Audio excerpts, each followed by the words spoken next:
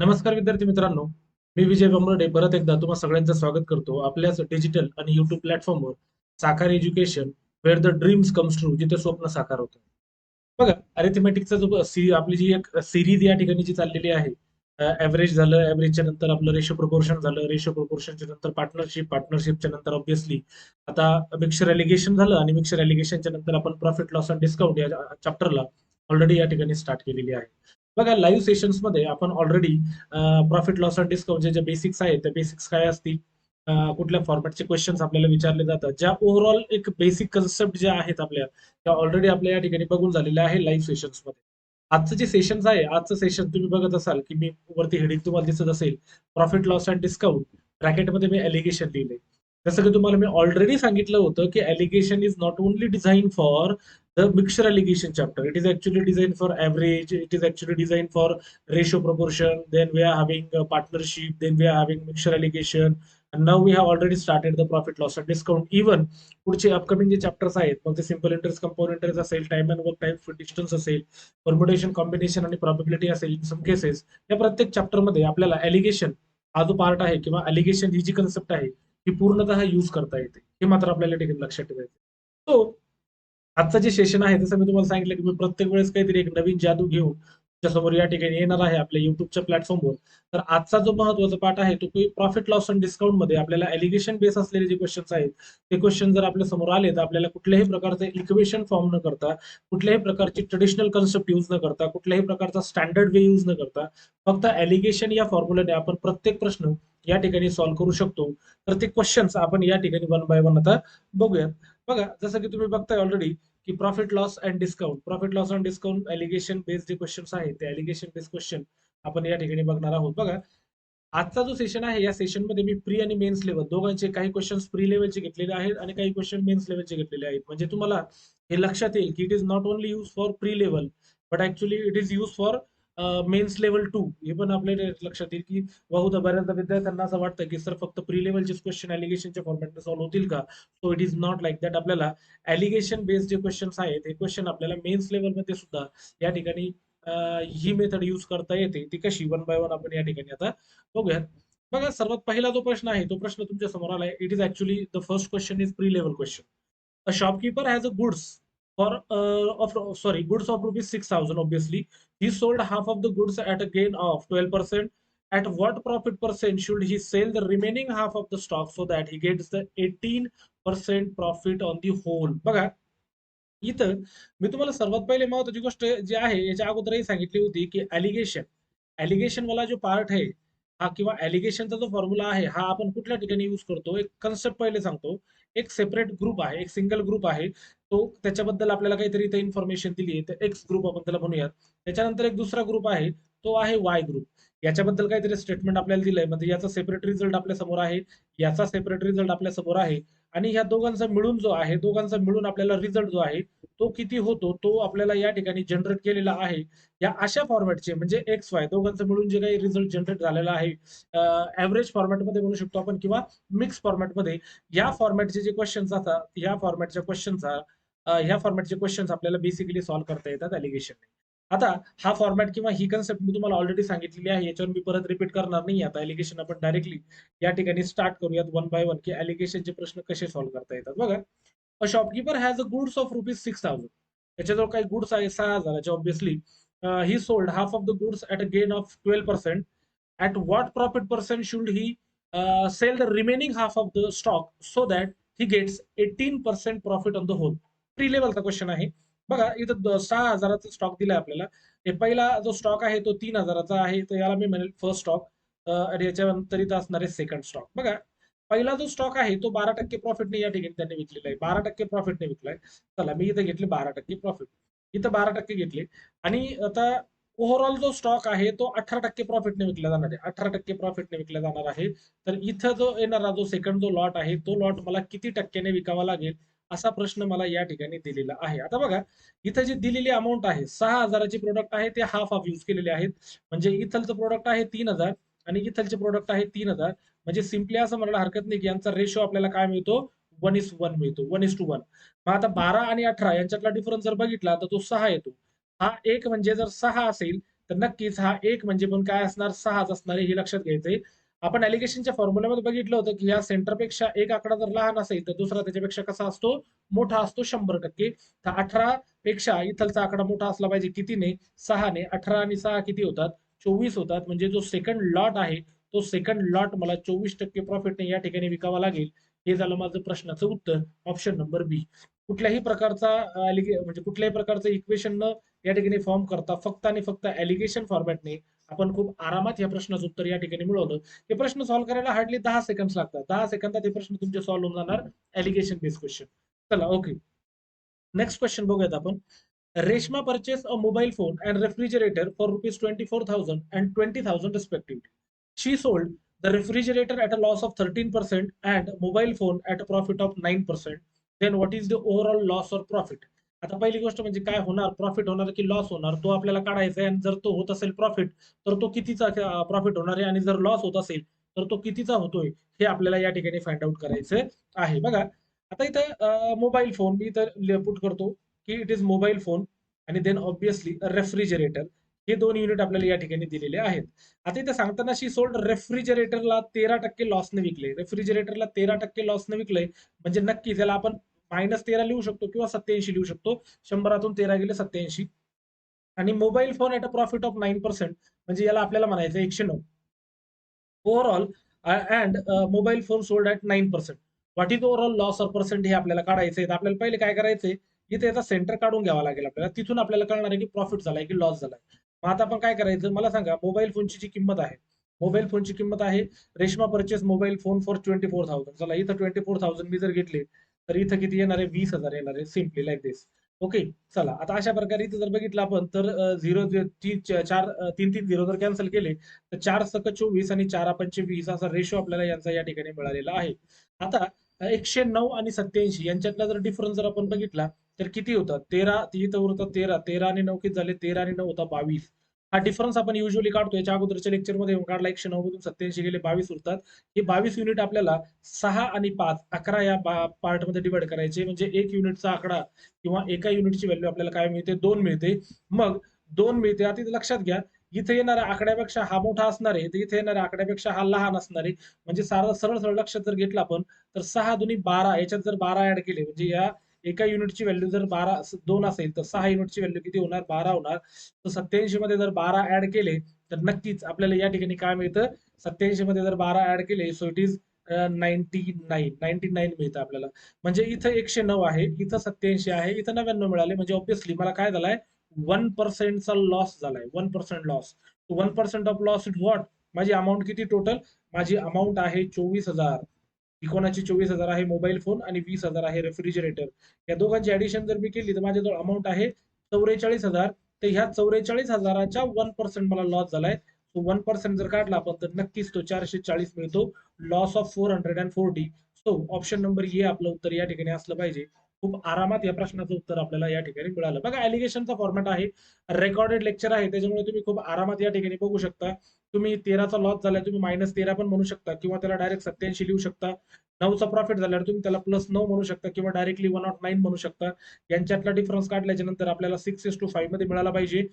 109 आणि 87चा डिफरन्स 22 होता. 22ला आपल्याला 6 + 5 11 या युनिटमध्ये जर डिवाइड केलं, तर एका युनिटची व्हॅल्यू मला 2 मिळते. कुठलाही एक युनिट कॅल्क्युलेट करायचं आहे आपल्याला. मी हा युनिट कॅल्क्युलेट केला. 6 दुनी 12 होतात. तर 87 आणि 12 जर बघितले, तर 99 झाले. म्हणजे मला 1% लॉस झालाय. 1% कोणाचा? तर ह्या अमाऊंटचा 44,000च्या 1% लॉस. ऑप्शन नंबर ए आपलं या ठिकाणी उत्तर असेल. असा सोप्या पद्धतीने प्री लेवलचा क्वेश्चन हा पण आपल्याला या ठिकाणी बघायला मिळेल. चला पुढे आलोय. A man by chair and table. बघा, इथं एक चेअर आहे आणि टेबल आहे. ते टोटल 12,000 मध्ये त्यांनी खरेदी केले. बघा, टोटल 12,000 रुपये किंमत आहे. म्हणजे दोघांची मिळून 12,000 आहे. त्याच्यामध्ये चेअर किती आहे आणि टेबल किती आहे? We don't know. आपल्याला तोच कॅल्क्युलेट करायचा आहे. तोच पार्ट आपल्याला या ठिकाणी काढायचा आहे. आता त्यांचं म्हणणं आहे की he sells the chair at a loss of 10%. Chair जी आहे ती लॉसने विकली. लॉसने विकली 10%च्या म्हणजे 90 युनिटला विकली. आणि टेबल जो आहे तो 10% गेनने विकलाय. म्हणजे सिम्पली त्याला आपण म्हणत की तो 110 ला विकलाय. सो ही स्टील गेन 120 रुपीज. तरीही त्याला 120चा फायदा होतोय. 120 रुपयाचा फायदा होतोय. पण कितीवर होतोय? तर नक्कीच या ठिकाणी जर आपण बघितला, तर मला टोटल 12,000 होतोय. म्हणजे मला 1% प्रॉफिट या ठिकाणी होतो. 1%चा प्रॉफिट होतोय. म्हणजे इथं काय मिळणार मला 101 मिळणार. सिम्पली यांच्यातला डिफरन्स आपल्याला काढायचा आहे, यांच्यातला डिफरन्स आपल्याला काढायचा आहे. यांच्यातला डिफरन्स जर काढला आपण तर तो मिळतो मला 9 आणि यांच्यातला डिफरन्स जर काढला तर तो मिळतो मला 11. म्हणजे 9:11च्या पटीमध्ये आपल्याला 12,000 डिवाइड करायचे. 9 आणि 11 20 होतात. याला डिवाइडेड जर मी 20 केलं तर मला बेस एकम 12 एक्स ची व्हॅल्यू मला मिळाली 600 रुपये. एका युनिटची व्हॅल्यू मला 600 रुपये मिळाली. त्यांनी विचारलंय the cost price of the table. टेबलची कॉस्ट प्राइस किती बघा. टेबलची कॉस्ट प्राइस आहे 11x. म्हणजे मला काय करावं लागेल, 11 मल्टिप्लाय बाय 600 जर केलं तर 11 सकी 66 6600 ही मिळाली मला टेबलची किंमत. ऑप्शन नंबर सी आपलं उत्तर या ठिकाणी असलं पाहिजे. This is called as alligation. एलिगेशनचे क्वेश्चन आपल्याला प्रॉफिट अँड लॉस मध्ये अशा प्रकारे यूज केले जातात. चला, a person brought a horse and carriage. बघा, परत एकदा हॉर्स आणि कॅरेज दोन पार्ट खरेदी केलेले आहे त्यांनी एका पर्टिक्युलर कॅन्डिडेटने. त्याला खर्च लागलाय टोटल 20,000. त्याने हॉर्स जो आहे तो 20% प्रॉफिटने विकलाय, म्हणजे 120 ला हॉर्स विकलाय आणि कॅरेज जो आहे तो 10% लॉसने विकलाय, म्हणजे 90 ला विकलाय. ओके, दस ही गेन 2%. त्याला 2%चा प्रॉफिट झाला, म्हणजे 102 ट्रान्झॅक्शन मध्ये. तर हॉर्सची किंमत किती असा आपल्याला रेशो काढायचा. यांच्यातला डिफरन्स जर काढला, 102 मधून जर 90 गेले तर नक्कीच इथं आपल्याला किती मिळतात, तर इथं 12 मिळतात. आणि 120 मधून जर 102 गेले तिथं 18 उरतात. म्हणजे जर बघितलं आपण तर 6 दुनी 12 आणि 6 तिने 18. म्हणजे 2:3 ह्या प्रोपोर्शन मध्ये आपल्याला हे 20,000 जे आहे हे डिवाइड करायचे. 2:3 म्हणजे 5ने जर डिवाइड केलं तर 5 1 5 5 चोक 20. एका युनिटची व्हॅल्यू मला जर 4,000 मिळत असेल एका युनिटची व्हॅल्यू, तर त्यांनी विचारले मला हॉर्सची किंमत किती आहे. हॉर्सची किंमत आहे माझ्या 2 युनिट. एका युनिटची व्हॅल्यू जर 4,000 असेल तर नक्कीच या 2 युनिटची व्हॅल्यू मला मिळेल 8,000. म्हणजे हॉर्सची किंमत होती 8,000 आणि कॅरेजची किंमत होती ऑब्व्हियसली 4 त्रिक 12,000. पण आपल्याला हॉर्स विचारलाय म्हणून आपलं उत्तर जे आहे 8,000. म्हणजे ऑप्शन नंबर सी आपलं उत्तर या ठिकाणी असलं पाहिजे. हा आहे आपला प्रश्न क्रमांक वाढेवर. याचं उत्तर आपल्याला मिळालं 8,000. प्रॉफिट लॉस अँड डिस्काउंट मध्ये अशा प्रकारे आपल्याला एलिगेशन यूज करता येतं. बघा, one shopkeeper brought a laptop and a tab for a certain amount. He sold laptop at a profit of 8%. चला, लॅपटॉप जो आहे बघा, लॅपटॉप लॅपटॉप आहे आणि दुसरा जो आहे तो टॅब दिलाय आपल्याला ऑब्व्हियसली. तर त्याच्यात जो लॅपटॉप जो आहे तो लॅपटॉप त्यांनी सांगितलंय की लॅपटॉप जो आहे he sold laptop 8% profit, so मी याला 108 म्हणणार. आणि टॅब जो आहे तो 11% लॉसने विकलाय, म्हणजे मी याला 89 म्हणणार simply. Okay, in this transaction he got 3% overall. He got 3% overall profit, म्हणजे इथं मला मिळालाय 103. यांच्यातला डिफरन्स बाय द वे आपल्याला या ठिकाणी काढायचा आहे. 108 मधून 103 जर गेले तर 5 उरतात. आणि इथं जर बघितलं तर 89 मधून जर 103 जर गेले तर हे 11 11 आणि हे किती मिळतात 3, तर हे मिळतात मला 14. यांच्यातला डिफरन्स आपल्याला या ठिकाणी 14 मिळालेला आहे. प्रश्न काय दिलाय त्यांनी आपल्याला. Okay, then find the cost price of the laptop. त्यांनी लॅपटॉपची कॉस्ट प्राइस आपल्याला या ठिकाणी विचारलेली आहे. बघा, मला रेशो मिळालाय. रेशो लॅपटॉपचा रेशो मिळाला मला 14,000 आणि इथं टॅबचा रेशो मिळाला मला 5,000. Only I got only the ratio over here. हे तर लक्षात घ्यायचं. याच्याबद्दल आपली चर्चा ऑलरेडी झालेली आहे की लॅपटॉप 14 आहे तर टॅब जो आहे तो 5चा आहे. बस एवढंच आपल्याला या ठिकाणी मिळालं. यांच्या अमाऊंट मधला रेशो.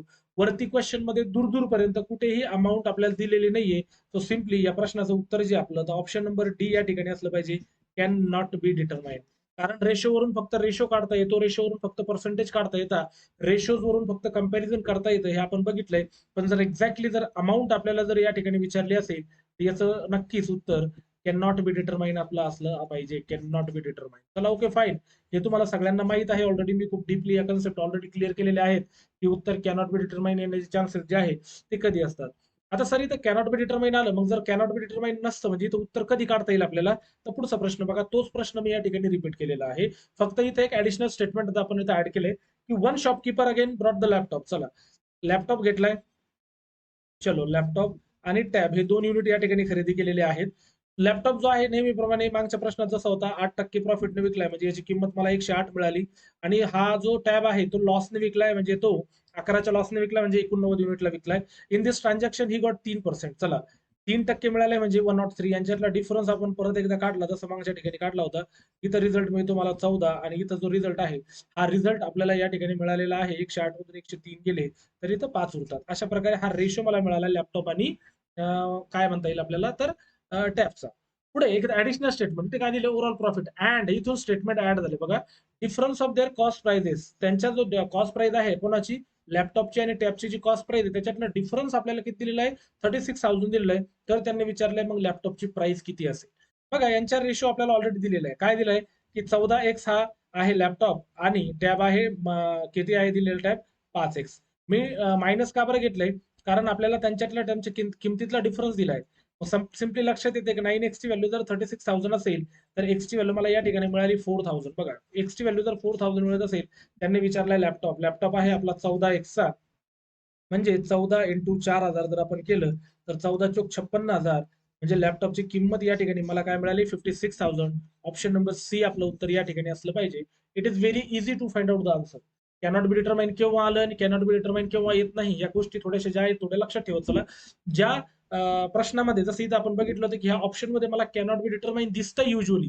जेव्हा अरिथमेटिकच्या कुठल्याही प्रश्नामध्ये कॅनॉट बी डिटरमाइन दिसतं तर आपली तिथून एक ऍडिशनल जबाबदारी जी आहे ती आपली चालू होते की कॅनॉट बी डिटरमाइन दिलंय म्हणजे पॉसिबिलिटी आहे. I am not going to say that की जर ऑप्शनमध्ये कॅनॉट बी डिटरमाइन दिले म्हणजे ते उत्तर असेलच, बट पॉसिबिलिटी आहे कॅनॉट बी डिटरमाइन असण्याची. तर त्या केसमध्ये आपल्याला प्रश्न त्या ठिकाणी खूप काळजीपूर्वक या ठिकाणी वाचावा लागेल. चला पुढचा प्रश्न घेतोय आपण. A person brought 50 pen for 13 rupees each. He sold 40 of them at a loss of 5%. He wants to gain 10%. बघा, पहिला लॉट जो आहे तो 5% लॉसने विकलेला आहे.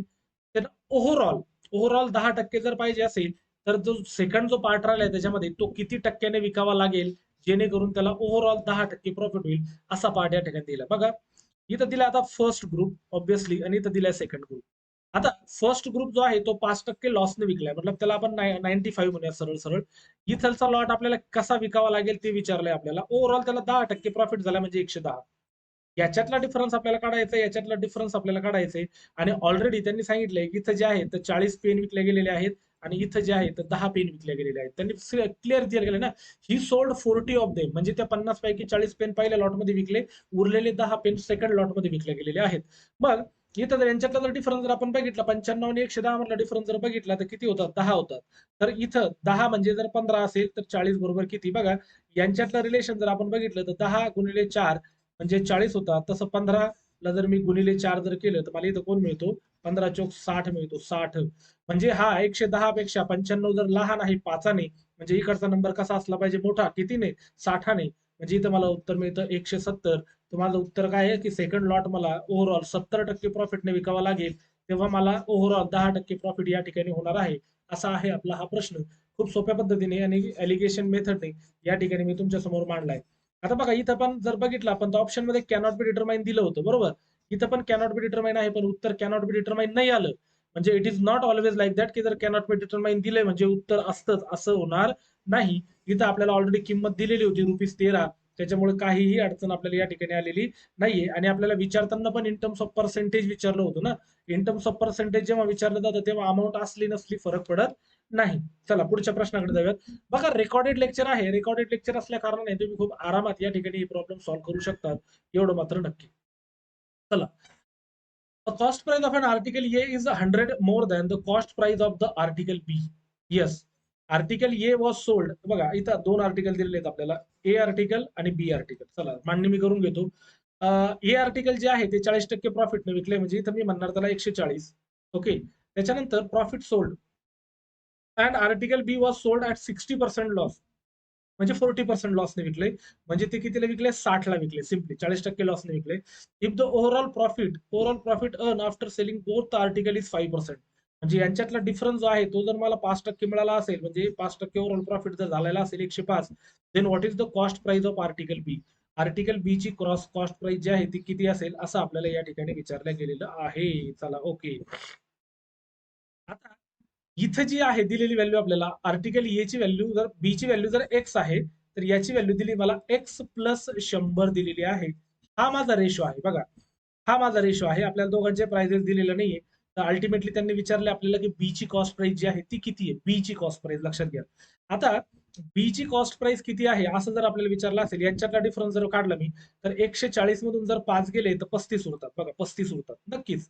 आणि त्याच्यानंतर 105 मधून जर समजा 60 गेले तर इथं नक्कीच किती उरतात? तर इथं उरतात सर 45 उरतात. आता बघा, ह्या एक्स ची व्हॅल्यू 35 आहे. ह्या एक्स ची व्हॅल्यू जर 35 असेल तर ह्या एक्स ची व्हॅल्यू पण काय असली पाहिजे? 35 असली पाहिजे. पण इथं 35 नसून 45 आहे. बघा, इथलचा एक्स 35 कॅन्सल करा, इथलचा एक्स 35 कॅन्सल करा, म्हणजे माझ्या लक्षात काय आलंय की माझ्या 10 युनिटची व्हॅल्यू जी आहे ती 100 रुपये आहे.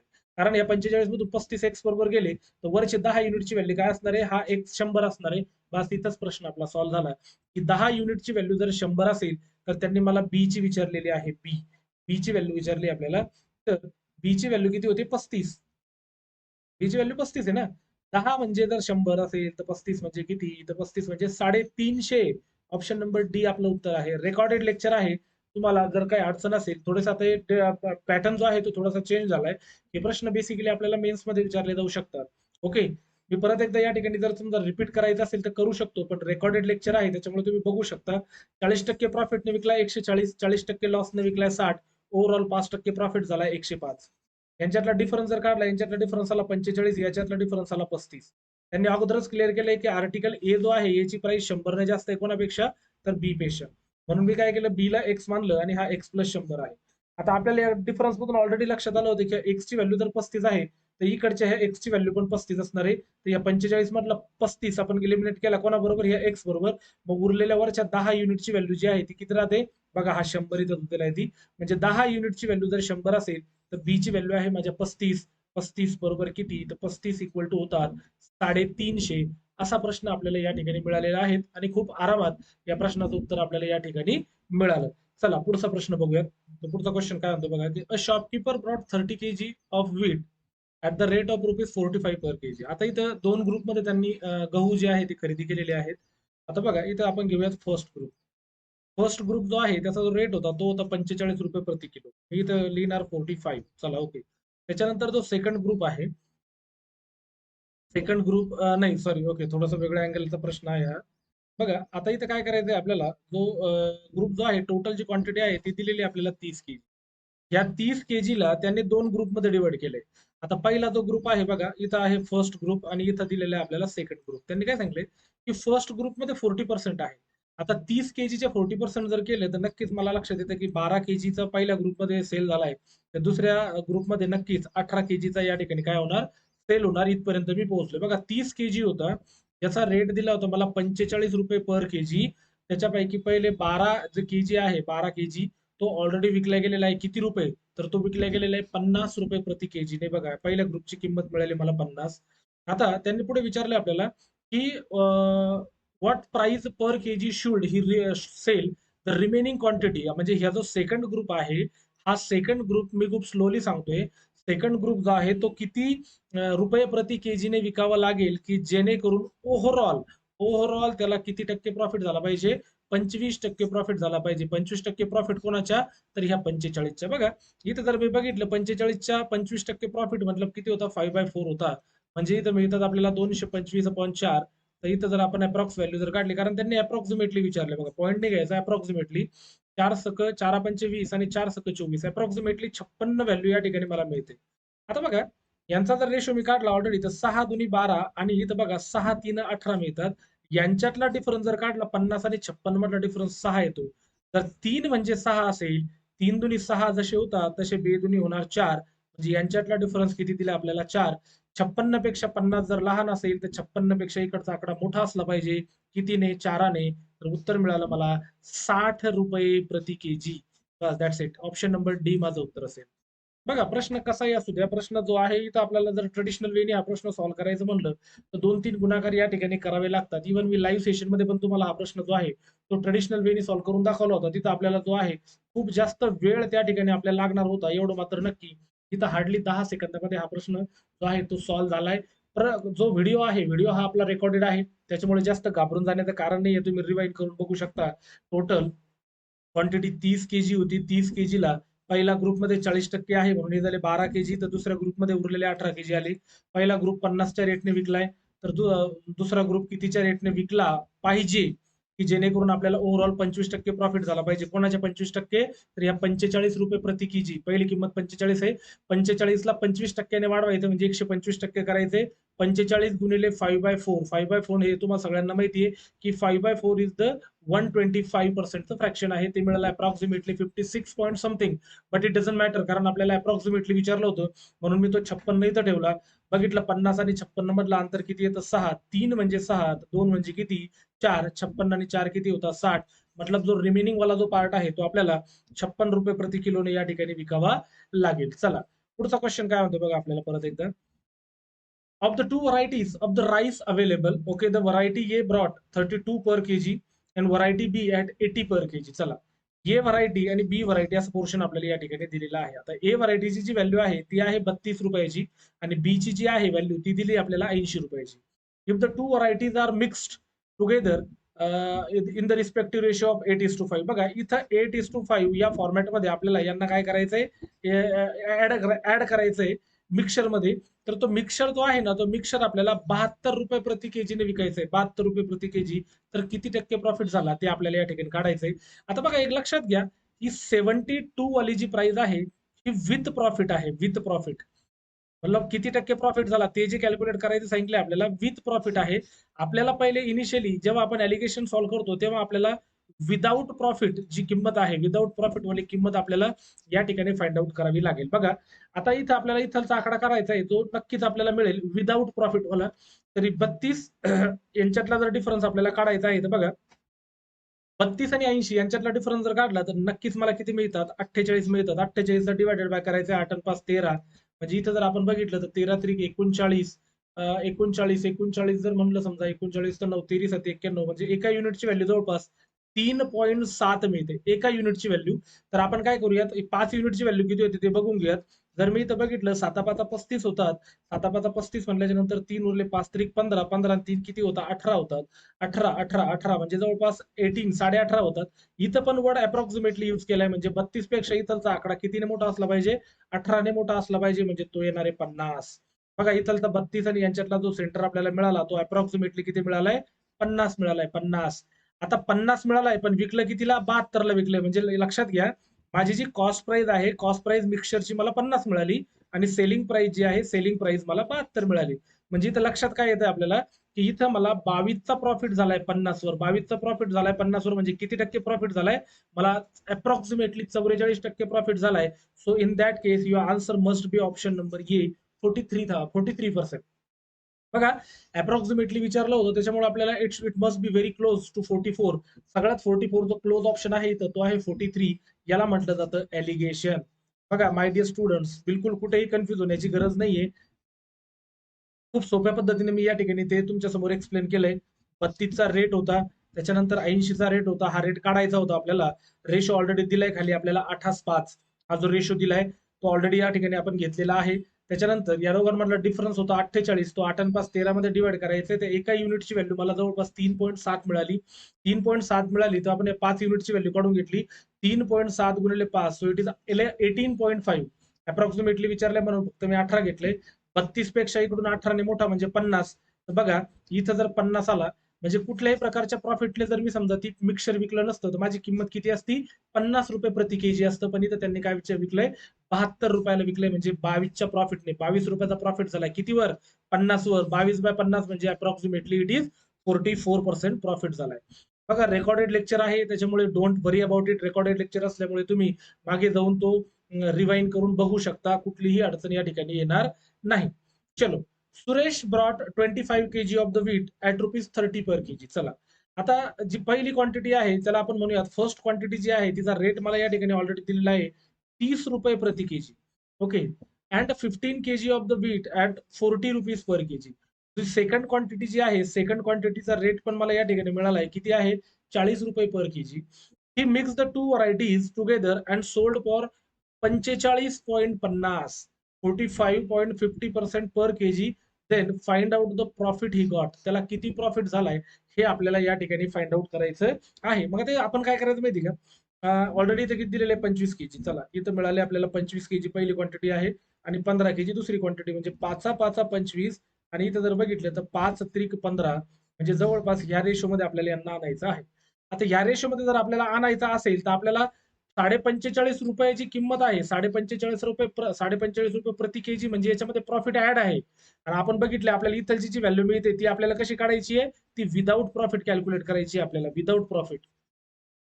तो विदाऊट प्रॉफिट जर आपल्याला ती कॅल्क्युलेट करायची असेल तर ती करण्यासाठी आपल्याला 40 आणि 30 यांच्यातला डिफरन्स जो आहे तो मिळाला मला 10. 10ला आपल्याला डिवाइड करायचंय 8 आणि 5 आणि 3 8 म्हणजेच एका युनिटची व्हॅल्यू मला मिळाली 1.25. 1.25 ला जर मल्टिप्लाय 3 केलं तर आपल्याला यांच्यातला सिक्वेन्स मिळून इथला आकडा मिळून जातो. याला मी जर 1.25 ला जर मल्टिप्लाय 3 केलं सो इट इज सिम्पली 3.75. मग 3.75 जर केला तिथे किती मिळतो मला 33.75 म्हणजे माझा ऍव्हरेज जो आहे, ऍव्हरेज प्राइस मला काय मिळाली इथलची 33.75. पण मला प्रॉफिट झालाय कितीचा, 45.5 रुपयाचा. तर मग मला काय करावं लागेल, ह्या विथ प्रॉफिट वाल्या प्राइस मधून मला हे 33.75 जे आहे हे मला वजा करावे लागतील. यांच्यातला डिफरन्स जर आपण काढला तर नक्कीच मला असं वाटतं की तो 11.25 यायला हरकत नाही. यांच्यातला जो डिफरन्स आहे तो 11.25 आपल्याला मिळालाय. प्रश्न काय विचारलाय त्यांनी, find out the total profit he got, त्याला किती प्रॉफिट झालाय असा प्रश्न आपल्याला या ठिकाणी विचारला गेलेला आहे. तर इथं जो झालेला जो प्रॉफिट आहे तो प्रॉफिट आपल्याला नक्कीच दिलेला आहे ऑलरेडी. किती दिलेला आहे, तर तो दिलेला आहे आपल्याला किती केजी आपल्याकडे, तर हे 25 केजी प्लस 15 केजी. तर 25 आणि 15 किती होतात, 40 होतात. याला मल्टिप्लाय बाय 40 करा. फायनली उत्तर आपल्याला मिळेल 11.25 गुणिले 40. तर उत्तर मिळेल आपल्याला 470. ऑप्शन नंबर ए आपलं उत्तर या ठिकाणी असलं पाहिजे. ऑप्शन नंबर ए आपलं उत्तर आहे. बघा, अशा पद्धतीने इथं एलिगेशन आपल्याला यूज करता येतं. Everything is in front of you. सगळ्या गोष्टी ज्या आहेत त्या तुमच्या समोर आहे, तुम्ही या ठिकाणी बघू शकता. इथं तुम्ही थोडंसं कन्फ्युज होऊ नका. इथं इथं खूप क्लिअर आहे ही गोष्ट. इथं मी आकडा थोडासा प्रॉपर लिहून घेतो म्हणजे तुम्हाला समजायला येईल. तर बघा, यांच्यातला जो डिफरन्स आहे, यांच्यातला डिफरन्स आपल्याला या ठिकाणी जो मिळाला होता तो मिळाला होता 3.75 न जास्त पाहिजे. मग 30 मध्ये जर 3.75 ऍड केले, इथं मला मिळाले ते 30.75 असा तो आकडा आहे. तो थोडासा मिसमॅच झाला होता, त्याच्यामध्ये कन्फ्युज होऊ नका. खूप सोप्या पद्धतीने आपल्याला लक्षात येईल.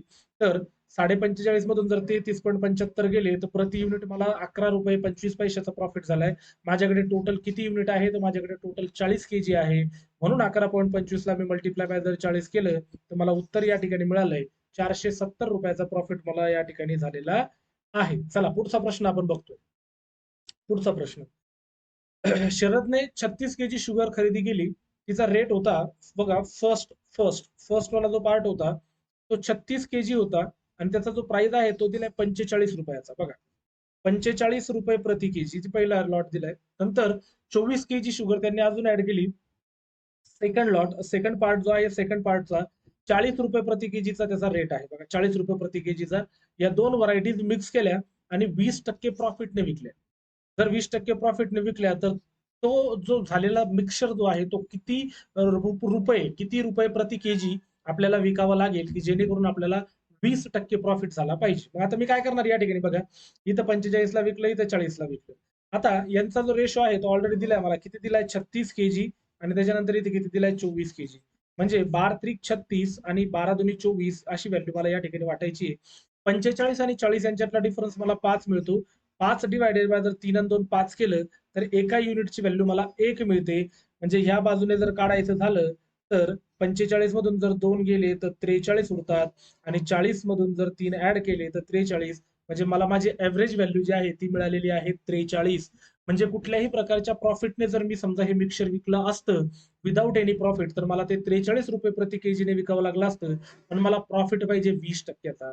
मग मी काय करणार, बघा, 43 मध्ये मी काय करणार, 20% ऍड करणार. 20% ऑफ व्हॉट, ऑब्विसली 20% ऑफ 43. तर एक 10% जर म्हणलं तर 4.3 होता, त्याला मल्टिप्लाय बाय 2 केलं तर 8.6 मिळतील. म्हणजे 8.6च्या प्रॉफिटने विकावं लागेल. मग ओरिजिनल किंमत आहे 43, त्याच्यामध्ये जर मी 8.6 ऍड केले, 43 आणि 8 होतात 51 रुपये 60 पैसे प्रति केजी जर आपण विकलं तर नक्कीच मला 20% प्रॉफिट या ठिकाणी या मिक्सरमध्ये मला मिळणार आहे, या ट्रान्झॅक्शन मध्ये मला मिळणार आहे, एवढं मात्र नक्की. रेकॉर्डेड लेक्चर आहे, खूप सोप्या पद्धतीने एलिगेशन फॉर्मॅटने आपण सॉल्व्ह केलंय. If any doubt is there, कुठलाही डाऊट असेल तर तुम्ही रिवाइंड करून या ठिकाणी बघू शकता की 43 कसा आला, 45 कसा आला, 3:2 रेशो मध्ये आपल्याला 5/5 म्हणजे युनिटची व्हॅल्यू 1 कशी मिळाली, तिथं 43 कसा आला, त्याच्यानंतर 43 ही आपल्याला कॉस्ट प्राइस मिळाली, त्याच्यावर प्रॉफिट पाहिजे होतं मला 20%चा, तर ते मला 20% 8.6 मिळालेत. मग 43 मध्ये म्हणजे कॉस्ट प्राइस मध्ये जेव्हा मी प्रॉफिट ऍड केला 8.6, तेव्हा मला या ठिकाणी सेलिंग ही प्राइस या ठिकाणी मिळालेली आहे. So this is the question. खूप सोप्या पद्धतीने हा प्रश्न आपल्याला या ठिकाणी सॉल्व्ह करता येतो. बघा, चला पुढे जाऊयात आपण, अजून आहेत. Second last question now we are saying, a person sells a table, his table at a profit of 12.5% and chair at a loss of 8.33%. But on the whole transaction, he gained rupees 25. Chala, okay, no problem. On the other hand, if he sells the table at a loss of 8.33 and the chair at a profit of 12.5, then he neither gain nor loss, then find the cost price of the table and the chair. बघा हा प्रश्न जो आहे ना, हा प्रश्न आपल्याला basically men's लेवलचा क्वेश्चन आहे. सिम्पली आपल्याला लक्षात येतोय की इथं एकाच दोन म्हणजे दोन प्रोडक्टच्या वेगवेगळ्या प्रकारच्या ट्रान्झॅक्शन दिलेल्या आहेत. पहिल्या ट्रान्झॅक्शन मध्ये नो केस नो प्रॉफिट नो लॉसची केस आहे. सॉरी, पहिल्या केसमध्ये ₹25 प्रॉफिटची केस आहे आणि दुसऱ्यामध्ये जे दिले आपल्याला तिथे सांगितलं त्यांनी की नायदर गेन नॉर लॉस असं त्यांनी बोललं गेलेलं आहे. तर आपण काय करायचंय अशा केसमध्ये, जो सेकंड वाला जो पार्ट आहे जो इथून चालू झाला ऑन दी अदर हँड, या पार्टला आपण पहिले सॉल्व्ह करून घेऊया. त्याच्यातून आपल्याला त्यांचा रेशो जो आहे कोणाचा, चेअर आणि टेबलचा, तो खूप सोप्या प्रकारे मिळेल. बघा, चेअर आणि टेबल त्यांनी काय सांगितलंय, in the other hand he sell. बरं चला, उलट झालंय माझ्याकडून. Let me erase it. बघा, लेट मी इरेज. इथं त्यांनी काय दिले, टेबल इज टू चेअर दिलेला आहे. टेबल इज टू चेअर दिली, टेबल इज टू चेअर. आता इथं जर बघितलं आपण तर त्यांनी सांगितलं की बाबा रे, हा पहिले लॉसने विकायचा आहे आपल्याला. ओके, किती लॉसने विकायचा आहे, तर हा लॉसने विकलाय 8 फॅक्टोरियल 1/3 म्हणजे 8 त्रिक 24 आणि 1 25 -25/3 ने याला विकलंय आणि याला 12 दूनी 24 आणि 1 25 25/2 ने विकलंय. तर in this case he neither gain nor loss म्हटलंय, म्हणजे ओव्हरऑल ट्रान्झॅक्शन मध्ये कुठल्याही प्रकारचा डिफरन्स या ठिकाणी आलेला नाहीये. आता मी तुम्हाला ऑलरेडी सांगितलं, ॲलिगेशन मधले जे डिफरन्सेस आहेत ते कधी पण कसे असतात, पॉझिटिव्ह असतात. म्हणजे हा झाला 25/2 आणि हा झाला 25/3. ह्या रेशो मिळाला यांच्या कॉस्टचा, म्हणजे अल्टिमेटली टेबल आपल्याला मिळतो 3 आणि चेअर आपल्याला मिळते 2. हा यांच्या प्रॉफिटचा, सॉरी हा यांच्या कॉस्ट प्राइसचा रेशो मिळाला आहे. ऍक्च्युली इथंच उत्तर आपल्याला काढता येतं. ऑप्शन मध्ये आपल्याला आता असे ऑप्शन शोधायचे आहेत की जे ऑप्शन आपल्याला युजली ह्या प्रोपोर्शन मध्ये दिसत आहे. ऑप्शन नंबर ए माझं उत्तर आहे बघा, 12 दूनी 24 आणि 12 त्रिक 36.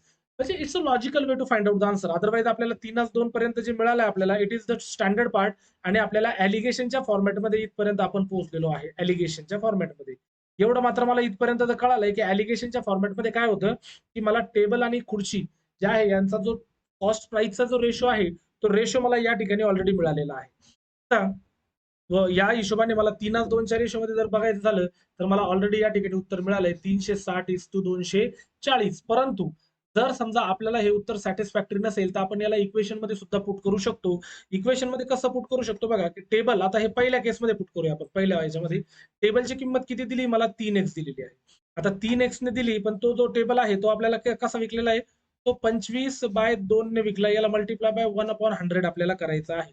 पहिल्या इक्वेशन मध्ये आपण या व्हॅल्यूज ज्या आहेत त्या व्हॅल्यूज या ठिकाणी पुट करतो. याच्यातून मायनस करायचे आपल्याला. मायनस काय करायचंय, ट्वाइस एक्स मल्टिप्लाय बाय 8 त्रिक 24 आणि 1 25, मतलब 25/3 मल्टिप्लाय बाय 1/100 जर आपण या ठिकाणी केलं, याचा रिझल्ट मला किती दिलेला आहे, 25 दिलाय. असं एक इक्वेशन आपल्याला या ठिकाणी सॉल्व्ह करून मिळतं आणि ह्या इक्वेशन सॉल्व्ह केल्याच्या नंतर आपल्याला तिथं एक्स ची व्हॅल्यू मिळते. मग एक्स ची व्हॅल्यू जेव्हा आपल्याला मिळेल, त्या एक्स च्या व्हॅल्यू आपण काय करायचे, सिम्पली या 3 आणि 2 मध्ये पुट करायचे आहेत. तर तशा प्रकारे आपल्याला या ठिकाणी उत्तर आरामात मिळून जाईल. 360 म्हणजे एक्स ची व्हॅल्यू जी आहे आपल्याला इथे ऑब्व्हियसली काय मिळणार आहे, 120 मिळेल. एक्स ची व्हॅल्यू आपल्याला इथे 120 मिळेल. हे इक्वेशन सॉल्व्ह करायचं, जर तुम्हाला करायचं असेल तर करा. अदरवाईज मी तर तुम्हाला सांगितलंय की मला उत्तर इथंच मिळालंय. मी फक्त तुम्हाला एक दुसरा वे सांगितलाय की if you are not satisfied with your answer, if you are not satisfied with this option through, की चला मला इथून आपल्याला असं सिक्वेन्स जर करता येते पण मला नाही करायचंय, कारण बहुधा बऱ्याचदा असंही होऊ शकतं की अशा टाईपचे एकापेक्षा जास्त प्रश्न असू शकतात, ऑप्शन असू शकतात की ज्यांचा रेशो 3:2 मध्ये येतोय. तर त्या केसमध्ये आपल्याला अशा प्रकारे हा पोर्शन या ठिकाणी जर तुम्ही सॉल्व्ह केला तर याच्यातून एक्स ची व्हॅल्यू मला नक्कीच मिळेल 120. मग टेबल विचारला आपल्याला, टेबल आहे 3x म्हणजे 360 आणि खुर्ची विचारली आपल्याला तर ती आहे 2x म्हणजे किती, 12 दूनी 24 240. अशा प्रकारे हा क्वेश्चन जो अगदी मेन्स लेवलचा जरी असला तरी आपण एक 20 सेकंदामध्ये हा प्रश्न या ठिकाणी सॉल्व्ह करू शकतो, एवढं मात्र नक्की. चला पुढे जाऊयात. रेकॉर्डेड लेक्चर आहे, तुम्ही आरामात या ठिकाणी बघू शकता. तुम्हाला वाटलं तर तुम्ही ऑप्शन थ्रू पण हा प्रश्न सॉल्व्ह करू शकता. चला last question. A person brought 2 tables for ₹2200. Okay, he sell one at ₹5% loss and the other one at 6% profit, and thus on the whole he neither gain nor loss. Then find out the price of each table. बघा, it is, हा जो मागचा प्रश्न होता त्याच फॉर्मॅटचा प्रश्न आहे. 2 table आणलंय. टेबल नंबर फर्स्ट आपण असं म्हणूयात की फर्स्ट टेबल आणि obviously the second table is there. आता दोघांची, ही ब्रॉट द 2 फॅन्स 2200 दोघांची मिळून किंमत आहे. He sell one at a 5% loss, म्हणजे पहिला जो आहे तो 95 ला विकलाय आणि दुसरा जो आहे तो 106 ला विकलाय. ओव्हरऑल त्याला नो प्रॉफिट नो लॉस झाला. यांच्यातला डिफरन्स आपल्याला काढायचा आहे. यांच्यातला डिफरन्स जर आपण काढला ऑब्व्हियसली, तर आपण असं करूयात ना, 105 न म्हणता याला डायरेक्ट 5च म्हणूयात. चला काही अडचण नाही. याला 5 म्हणा आणि याला 6 म्हणा. कारण ऑलरेडी दिलाय. लॉस दिलाय ना -5 आणि +6. इकडून मिळाले 6 आणि इकडे मिळाले आपल्याला 5. लक्षात ठेवा एलिगेशन मधला जो डिफरन्स आहे, तो डिफरन्स हा नेहमी कसा असतो? पॉझिटिव्ह असतो. तर किंमत दिलेली आहे आपल्याला 2200. 2200 हे रुपये आपल्याला 6 आणि 5, 11 ह्या प्रपोर्शन मध्ये जर वाटायचे, तर 11 दुनी 22 होतात. म्हणजे एका युनिटची व्हॅल्यू मला 200 मिळाली. म्हणजे पहिला टेबल जो आहे तो 6 युनिटचा आहे, म्हणजे 6 दुनी 1200. दुसरा युनिट जो आहे तो 5चा आहे, म्हणजे जवळपास 2×5 = 10 म्हणजे 1000. अशा प्रकारे यांच्या टेबल नंबर फर्स्ट आणि टेबल नंबर सेकंडच्या प्राइजेस मला या ठिकाणी मिळाल्या. 1200 + 1000. ऑप्शन नंबर सी माझं या ठिकाणी उत्तर असलं पाहिजे. So my dear student, this is a alligation based question जे की प्रॉफिट अँड लॉस मध्ये विचारले जातात. बघा, मी ऑलरेडी पण सुरुवातीला पण लेक्चरच्या सांगितलंय की एलिगेशन हा सर्व टाईपच्या अरिथमेटिकचे जे प्रॉब्लेम आहे, प्रत्येक चॅप्टरमध्ये हा एलिगेशनचा फॉर्म्युला यूज केला जाऊ शकतो. बट त्याची रिक्वायरमेंट अशी आहे की आपल्याला तो क्वेश्चनचा फॉर्मॅट जो आहे, तो क्वेश्चनचा फॉर्मॅट कसा असला पाहिजे? फर्स्ट ग्रुप, सेकंड ग्रुप आणि दोघांचा कॉमन रिझल्ट अशा फॉर्मॅटमध्ये जर क्वेश्चन असतील, तर नक्कीच तो एलिगेशन आपल्याला या ठिकाणी सॉल्व्ह करता येणार आहे. त्याच्यामुळे हा व्हिडिओ काळजीपूर्वक तुम्ही बघितलाच असेल. शेवटपर्यंत आलाय तुम्ही, तो व्हिडिओ काळजीपूर्वक बघून त्याच्यामध्ये जे क्वेश्चन्स आहेत ते तुम्ही तुमच्या लेवलला सॉल्व्ह करून बघा. आणि त्याच टाईपचे प्रश्न तुम्हाला जिथे कुठे आपलं मटेरियल असेल, आपण दिलेले बुक्स असतील, त्याच्यामध्ये जिथे जिथे असे प्रश्न मिळत आहेत, ते प्रश्न जास्तीत जास्त सॉल्व्ह करा आणि त्याची प्रॅक्टिस करा.